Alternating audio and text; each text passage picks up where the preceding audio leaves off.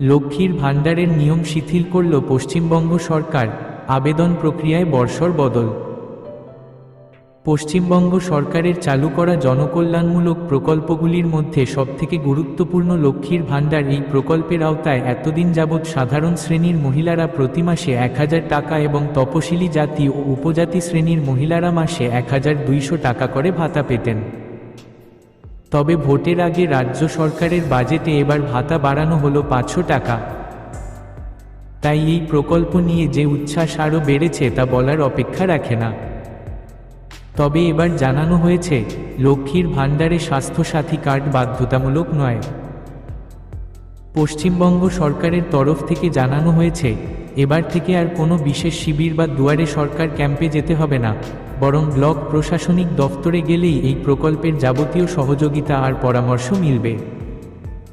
আর সেখানেই form fill up করে জমা দিলে লক্ষ্মীর ভাণ্ডারের ভাতা মিলবে বলে জানানো হয়েছে।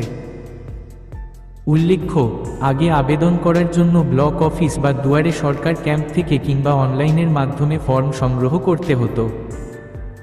এমনকি আধার কার্ডের নাম অনুযায়ী প্রয়োজনীয় সমস্ত তথ্য দিয়ে তা ফিল আপ করতে হতো।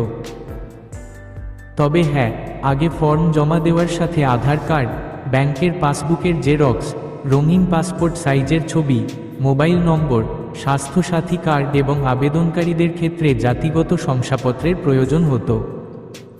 তবে এবার আসলো বর্ষর বদল। জানা গিয়েছে, এবার থেকে আর স্বাস্থ্যসাথী কার্ডের জেরক্স দেওয়া লাগবে না। অর্থাৎ স্বাস্থ্যসাথী কার্ডের বাধ্যতামূলকতা সরাল রাজ্য সরকার। ফলতো যারা এই কার্ডের জন্য আবেদন করতে পারতেন না, তাদের জন্য স্বস্তির খবর।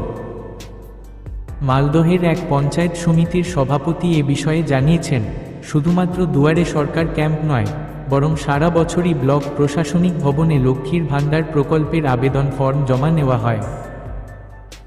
তবে এবার থেকে স্বাস্থ্যসাথী কার্ড আর বাধ্যতামূলক নেই।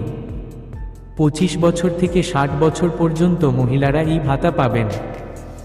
যাতে কোনো মহিলা এই প্রকল্প থেকে বঞ্চিত না হয়, তার জন্য সর্বত্র সহায়তা করবে প্রশাসন।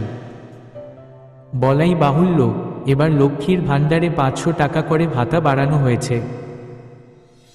তাই সাধারণ শ্রেণীর মহিলারা পাবে প্রতি মাসে 1500 টাকা এবং তপশিলি জাতি ও উপজাতি শ্রেণীর মহিলারা পাবে 1700 টাকা করে। ইতিমধ্যেই জানুয়ারি মাসের কিস্তি মহিলাদের ব্যাংক অ্যাকাউন্টে ঢুকেছে।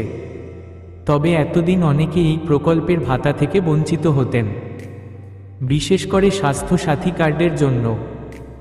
কিন্তু এবার আবেদন প্রক্রিয়া আরও সহজ করা হয়েছে, যাতে কোনো মহিলা এই প্রকল্প থেকে বঞ্চিত না হয়।